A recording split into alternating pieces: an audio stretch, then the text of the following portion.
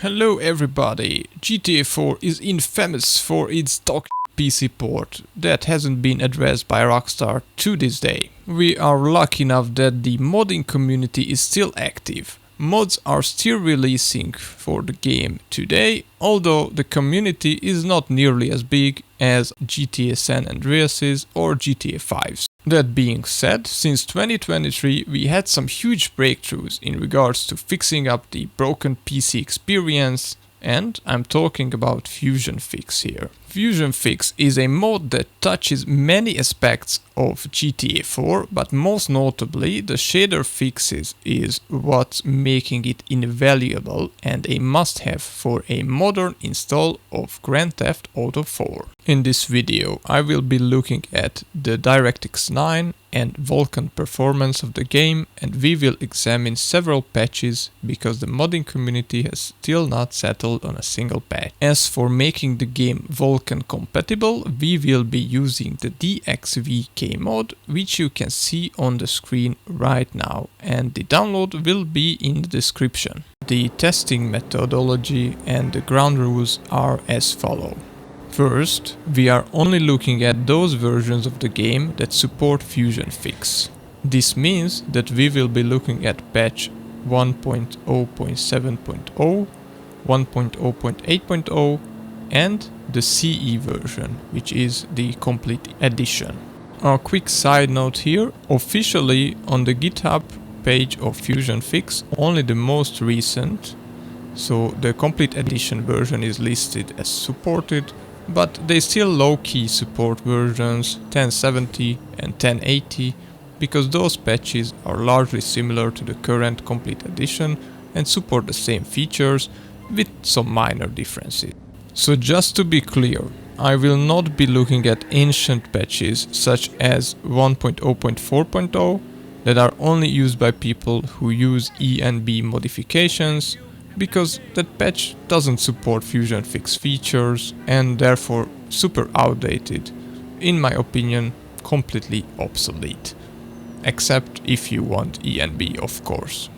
Across all of the tests that I have done, I've used the same exact settings, save game and route to make things consistent and to make sure the data is as accurate as possible. When benchmarking, it is important that the results we get are reproducible and consistent. That's how we know that the testing methodology is accurate. Between tests, I closed the game and restarted it every single time to make sure that all runs were conducted on an even standing. As for the testing system, I am using an AMD RYZEN 9 7900X 3D CPU with the game running on the first CCD with the X3D chipset. To achieve this, I am using a program called Process Lasso, and I set the CPU set to those cores only. So essentially the game is using 6 cores with the large 3D cache to make it as smooth as possible. Every other process is running on the second CCD, so basically the game has exclusive access to 6 cores where no other processes are running. I am also using an NVIDIA RTX 4090 GPU to give the game as much headroom as possible. The tests were conducted on a heavily debloated Windows system with as little going on in the background as possible. This even means that I removed game bar and closed running programs such as web browsers. I realize that this is completely overkill, but I did this to make sure that nothing has a chance to interfere with the test data. As for the in-game settings, as you can see, I maxed out everything for all tests in-game. And I am running in a native 4K resolution, maxed out the vehicle density, object density and even a view distance scalars. Some people might object to this because they don't like to see these bars all the way maxed out. It gives them anxiety or something. But I am benchmarking the game performance here and not optimizing it, so everything will go as high as it goes. As for mods, this is basically a freshly installed game and I installed only the bare necessities on it. So it has FusionFix, I installed a radio downgrader, so we get all the songs back into the game that Rockstar removed due to the license expiration. I also installed various fixes, which is also a must-have mod, mostly touches map objects and fixes them, for example, if they had missing or inconsistent textures or even collisions. It does a lot more, but this is a good TLDR. Now you might be wondering why the game looks like this, since vanilla GTA 4 doesn't look like this. Well, I'm using my own graphics mod here, which is also known as a time cycle. It doesn't have any performance impact whatsoever, and this is the final mod that I'm using, and you can find the link in the description. This is not a reshade. It is important to mention once again that I'm using the same setup for all of my testing, so all versions of the game use all of these mods. As for the testing location in-game, to make sure that everything remains consistent, I started all runs in Nico's apartment just after the very first autosave of the game. So every single time I started a new benchmark, I got to see the hot dog vendor intro.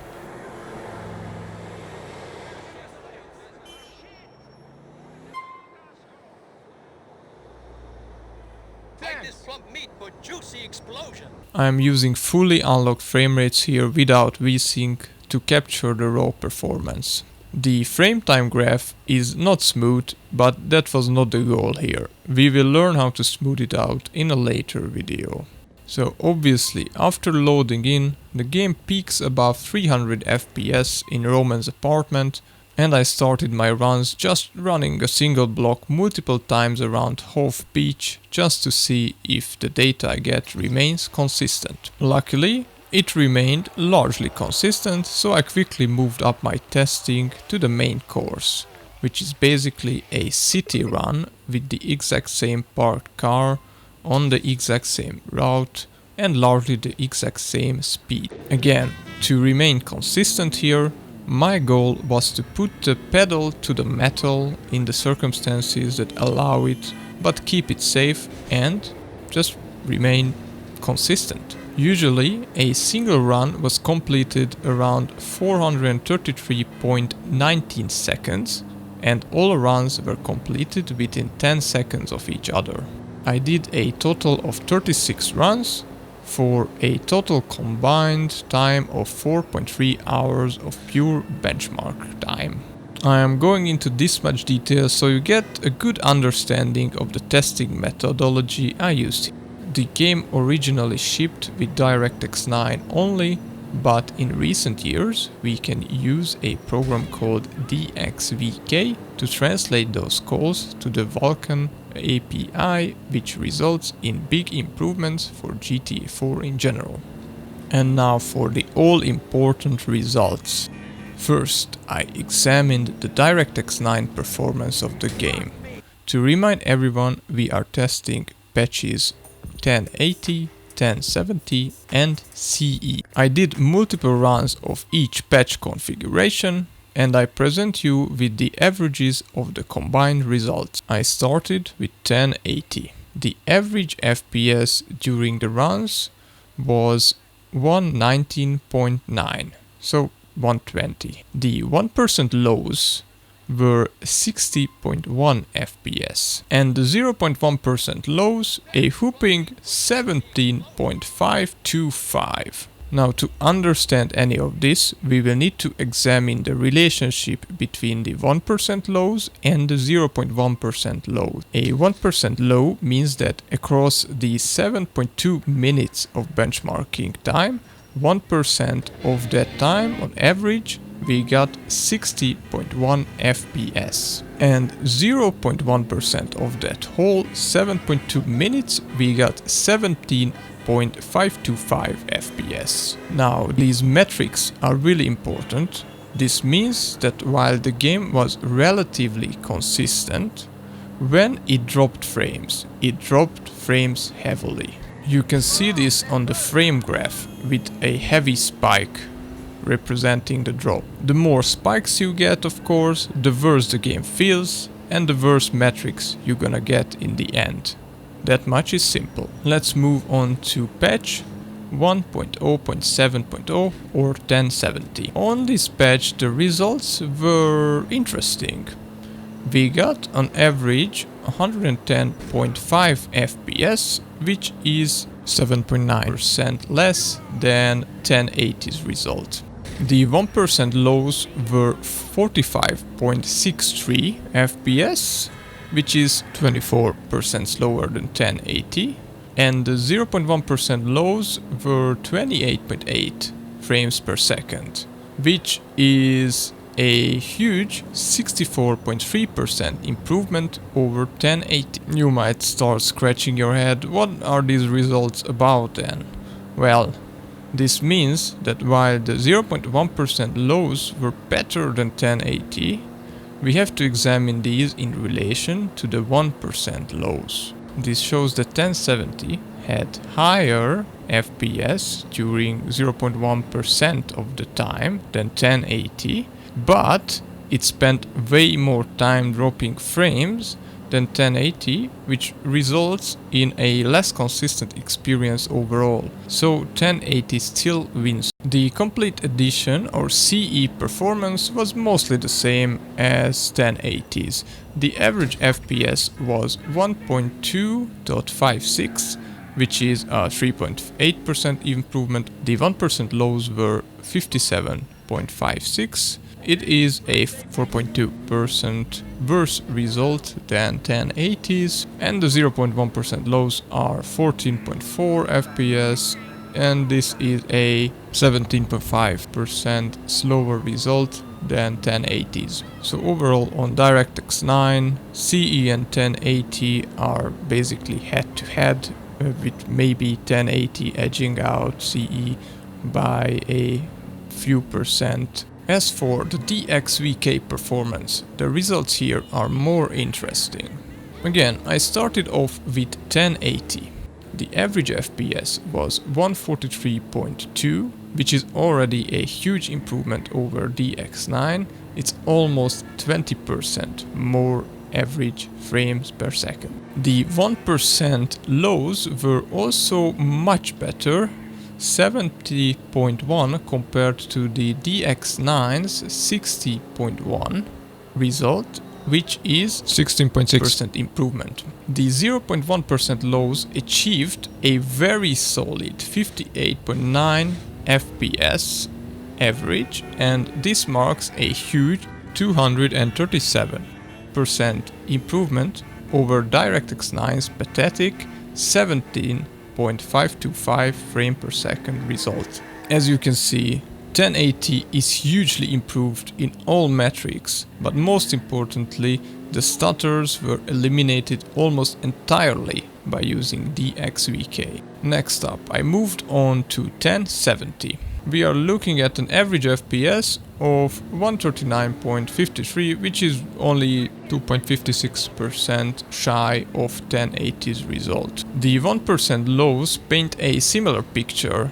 1070 achieved 67.9 FPS, while 1080 got 70.86, which is 4.2% difference in favor of 1080. The 0.1% lows follow the same structure. 1070 got 56.13 FPS, which is 4.7% slower than 1080. Overall, 1070 got a huge upgrade because the performance was largely brought back up to the levels of 1080 with DXVK and eliminated most of the stutter. And finally we arrive at CE. Now this is the point where the results get interesting, and I totally expected them to be largely the same as the other two, but after a few runs I got very weird results. So weird in fact that I started to question my testing methodology. So I ran this route on CE with DXVK for a total of 10 runs, just to be sure that my results are accurate. And here they are. The average FPS is all good and well. In fact, it scored the highest out of all 3 patches with a whopping 147.19, which is a 2.8% improvement over 1080. The 1% lows were a bit worse, but still in the same ballpark. It achieved 66 frames per second, which is 5.85% slower than 1080's result. But I couldn't believe my eyes when the 0.1% lows were only 41.95 FPS compared to the 58.94 that 1080 got. This is a huge 30.1% difference in favor of 1080. And this is the biggest we've seen here yet. This means that the complete edition not only drops frames more often than 1080 with DXVK, but it also means that when it stutters much more heavily. Now, I see what you're thinking. I thought the same thing that you are thinking right now. We know that DXVK functions in a way that it builds a shader cache for fast access. This means that the first time you run through an area or encounter something new, the game takes a bit more time to store that data into the cache. And it's completely normal in these cases to experience some frame spikes. Once the data is stored in the cache, in subsequent runs, you shouldn't experience the same frame spikes. So I thought there was something wrong with the shader cache building. This is the point where I double checked everything, made sure that the game was building the shader cache properly and that the game had access to the cache, of course. I even swapped out the complete edition cache with the same cache that I had in 1080's directory, but the results remained consistently inconsistent with the complete edition. And just a note, these shader caches are of course compatible with each other. I still didn't want to believe that the difference is this big. So if not the shaders, then what else? Maybe the Steam overlay is causing this? The 1080 and 1070 tests were done without the Steam overlay, admittedly. So I enabled Steam overlay for these and ran the tests 3 more times on 1080. But the results remain the same. 1080 was very reliable and consistent. So the only other thing I can think of that is difference between the two versions, besides of course the EXE, is the fact that the complete edition version requires the new Rockstar Game Launcher interface to run. After all these tests, however, I am doubtful that removing that would yield any different results. However, I haven't tested it without the Rockstar Game Launcher interface because it would require cracking the game. This is something that I am not prepared to do right now, since most people who will use FusionFix will just run the game through the Rockstar Games Launcher anyway. Perhaps it is worth testing it in the future, but for now the results speak for themselves as they are. So what are the conclusions here? In my opinion, all in all, DXVK is a huge net benefit for all patches. The biggest boost it provided was on 1070, where it corrected a stuttery mess to an almost even playing field with 1080. If you need to run the game in DirectX 9 mode, for example, if you don't have a Vulkan capable card, then your best bet is to stick with 1080. DirectX 9, while it does drop some frames there, it drops them less frequently than on other patches. But whatever patch you choose, DirectX 9 will always be a stuttery experience with frequent frame spikes. As for the DXVK performance, the winner by a landslide is 1080. You can just set your watch to this patch. It remained a consistent, stable experience with the least amount of stutters and a very decent average FPS. When playing a game, the most important thing is to have a constant, smooth experience. 1070 received the biggest boost, but 1080 achieved higher frame rates by a small margin across all metrics. CE's DXVK performance is just mind-boggling. It received boosts as well compared to DirectX 9, but it still exhibited heavy frame time spikes even running the game in Vulkan. In the future, it might be worth examining what the performance is like if we take the Rockstar Games launcher out of the equation, but that was not in scope for these tests. So what is the final takeaway here exactly? Everyone should just go back to playing 1080? No, of course not. The FusionFix team themselves prefer to develop for the complete edition because it is the most accessible version for all new players, and they only think of older patches as a footnote. Some features of FusionFix, such as menu setting descriptions or colored glass shards, only work on the complete edition of the game. And some mods, such as certain .asi mods, are generally not compatible with older patches either. So if an ASI mod was developed with only the complete edition in mind, it will not work on older patches, but this is true both ways. But there is still a small but hardcore community that prefers to use older patches. There is at least one absolutely game changer mod that doesn't support the complete edition yet. All in all, if you are happy playing on CE, you will mostly get a fine experience there with DXVK. But if you are someone who wants the most consistent, most performant experience, currently the best version of the game is 1.0.8.0 with DXVK. Thank you for watching.